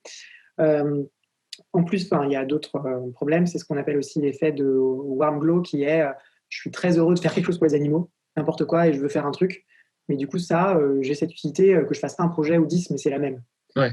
Voilà. Donc il y a ces biais-là qui existent effectivement. Là, quand même, où on est, où c'est assez... Donc, en fait, il aurait fallu tester possiblement, pour ça qu'on l'a pas fait, mais toutes les combinaisons, tous les packages possibles de projets. Or, on avait 20 mesures, donc ça aurait fait énormément de combinaisons possibles. Donc qu'une seule mesure, des packages de 2 mesures, de 3 mesures, etc. Donc ça aurait été impossible. Mais en fait, quand on regarde les coûts, il y a par exemple la somme des coûts. Si on fait la somme de toutes les mesures que nous on propose, on arrive à 5 euros, un peu moins de 5 euros. Donc en gros, 5 euros pour 20 mesures pour les animaux. Et en fait, grosso modo, c'est entre 2 euros et 3,50 €, 2 et 4 euros, parce que les gens sont prêts à payer pour une mesure individuellement. Donc, voilà, même si on dit qu'on additionne la volonté à payer pour 2 mesures, okay, donc même si on est naïf en faisant ça, on a déjà ce qu'il faut pour financer les 20 mesures que nous on propose. Donc ici, je pense que c'est pas un souci. Théoriquement, c'est un souci, comme tu le mentionnes, mais en l'espèce, pour nous, c'est pas trop un souci. Ok. Et du coup, donc, outre ces résultats que vous avez eus dans ce projet-là, donc je mettrai le lien en description pour les gens qui veulent aller voir. Parmi les études que tu as pu réaliser par ailleurs, ou celles que tu as pu consulter, même si on a dit qu'il y avait un peu comme une sorte de portefeuille d'actions à avoir, ce serait quoi vraiment pour toi les peut-être 2-3 actions phares qui vraiment semblent assez prometteuses pour végétaliser l'alimentation? Alors pour moi, elles ont toutes des avantages et des inconvénients. Je pense que des solutions qui permettent d'atteindre un changement effectif à court terme, vraiment typiquement, c'est donc ce qu'on appelle les nudges. Donc les nudges, c'est des coups de pouce cognitifs. Donc l'idée d'un nudge, c'est de conserver la liberté de choix d'un individu, mais de l'orienter vers une décision. Donc typiquement, il y avait Journal of Public Health, il me semble que c'est en 2019. Ils font un truc tout simple, c'est pour un colloque, ils envoient 2 types de mails. Soit le mail, c'est votre repas par défaut sera végétarien, sauf si vous voulez de la viande, merci de nous écrire. Ou bien votre repas par défaut sera de la viande, si vous voulez un plat végétarien, merci de nous écrire. En fait, là, les gens sont un peu indifférents entre les deux. Du coup, ils répondent pas, et en fait, ils sont satisfaits que ce soit végétarien ou que ce soit pas végétarien. Et en fait, ils se rendent compte, grosso modo, j'ai plus les chiffres, mais l'ordre de grandeur, c'est ça. On passe de 90% de plats avec de la viande à 90% de plats végétariens, si on change le défaut. Donc, l'impact potentiel est énorme. C'est très facilement accepté, ces nudges, parce qu'en fait, on laisse le choix aux individus, et l'impact est très grand. Le problème que je vois avec ces nudges, c'est qu'en fait, on n'éduque pas la population, on n'éduque pas la population sur le long terme. Donc, qu'est-ce qui se passe quand on retire le nudge? Et si on revient à la solution avant, c'est pas top. Bon, il y a un papier de Verena Kurtz dans le journal Oriental Economics qui dit qu'en fait, il reste quand même quelque chose. Elle a un nudge dans des cantines où elle met le plat végétarien en avant, etc. Il reste quand même quelque chose, ça diminue un peu quand même au cours du temps. Bon, on ne sait pas ce qui reste 2 ans après. Et en fait, ça fonctionne pour les choix où on est indifférent. Ouais, on est un peu indifférent entre deux. Il y a le petit coup de pouce qui arrive, et donc finalement, voilà. Donc ça peut être très impactant à court terme, mais pour moi, je ne vois pas ça comme une solution de long terme, ou bien pas toute seule. Je pense que les solutions de long terme, pour moi, c'est vraiment former aujourd'hui les médecins. Il y a plusieurs thèses en médecine qui montrent que les médecins sont très mal formés au niveau nutrition. C'est pas de leur faute, hein, ils ont très peu d'heures dans leur parcours. Et c'est pas du tout à jour des recommandations dont on parlait de l'ANSET. Donc ça, c'est un vrai problème parce que pour beaucoup de gens, la première porte d'entrée pour la végétalisation de l'alimentation, c'est le médecin. Et qu'aujourd'hui, il y a encore beaucoup d'idées fausses, comme quoi voilà, on n'aurait pas de protéines, ou bien on va manquer de fer, etc.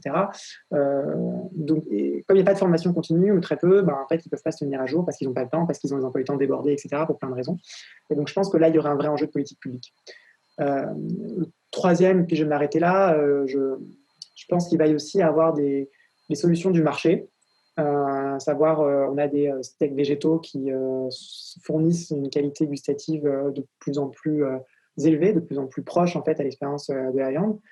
Donc bon, je pense que si voilà, on dit aux gens, bon, vous avez des produits transformés, mais il y en a un qui est plutôt qui est plant-based, donc plutôt protéines végétales et du coup qui est quand même mieux à la marge. Peut-être que les gens vont aller vers ça. On voit que les fast-foods s'intéressent de plus en plus aussi à ces choses-là.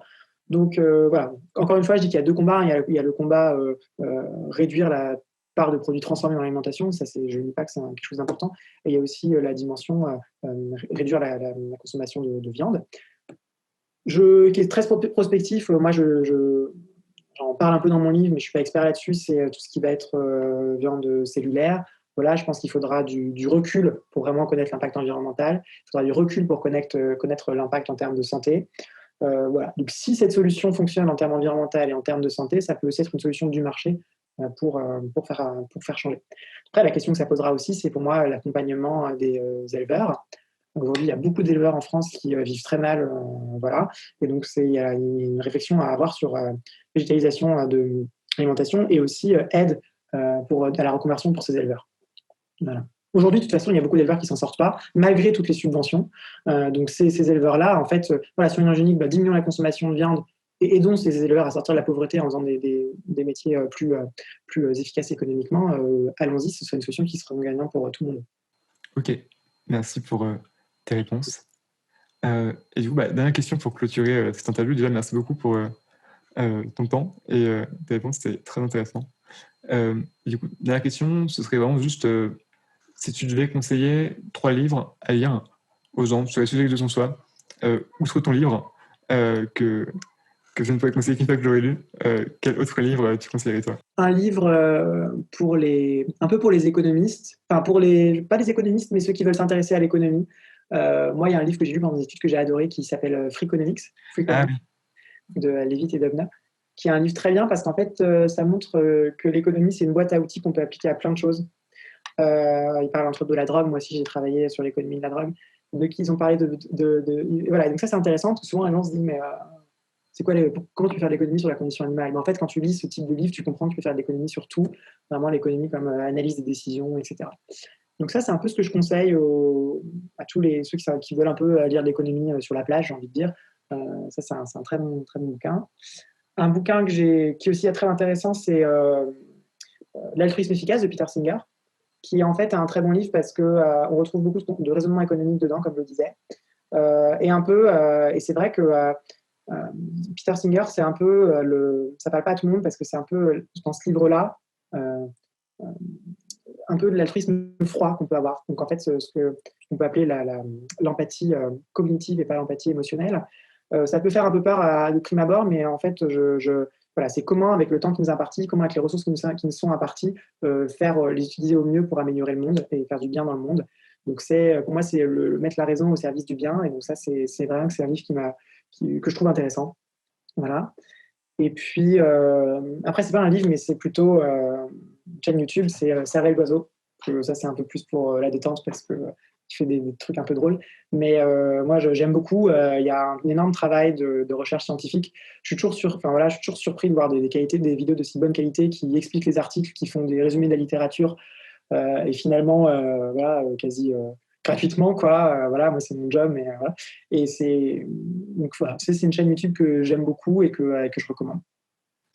Ok, ouais, je recommande les 3 aussi. Les 3. J'en profite, du coup, il y a Émilie Dardenne qui est à Rennes 2, qui vient de sortir là en septembre, donc aussi aux presses universitaires.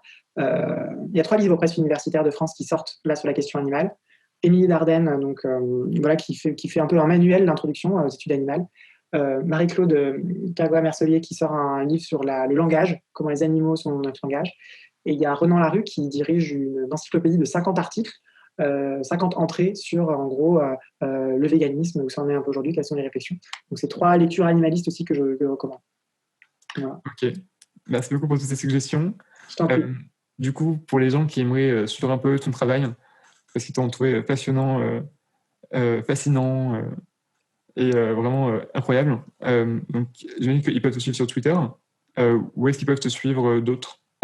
Twitter, en fait, en termes de vie professionnelle, c'est sur Twitter. Après, j'ai mon site web qui est à jour, mais c'est vrai que pour les infos un peu à jour, je mettrai tout sur mon fil Twitter. Donc, c'est là que je conseille. Ok, Et mes messages sont ouverts sur Twitter, donc faut pas hésiter.